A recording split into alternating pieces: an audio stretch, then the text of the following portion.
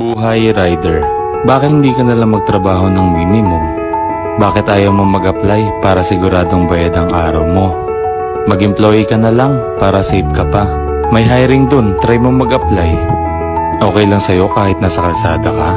Delikado kaya yan tas araw-araw ka pa nakamotor? Sa bawat salitang sinasabi siya sa amin bilang rider, isa lang masasabi ko dyan. Saya kasi kami sa ginagawa namin, kaya kahit mahirap at delikado, papalaga namin para sa malinis na diskarte. Alam mo kung bakit mas pinili ko yan kaysa maging empleyado.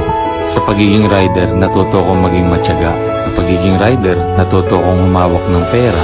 Sa pagiging rider, mas natutunan kong mas mahalaga ang tiwala kaysa sa pera. Sa pagiging rider, natuto kong makitungo sa iba't ibang ugali ng mga tao. Sa pagiging rider, marami akong lugar na napuntahan at nalaman. Ang sarap maging rider kasi wala kang boss. Ang sarap maging rider kasi hawak mo yung oras mo. Ang sarap maging rider kasi kapag pagod ka na, pwede kang magpahinga at hindi ka obligadong pumasok kapag may sakit ka. Ang sarap maging rider kasi anytime pwede kang umuwi sa inyo kapag may emergency.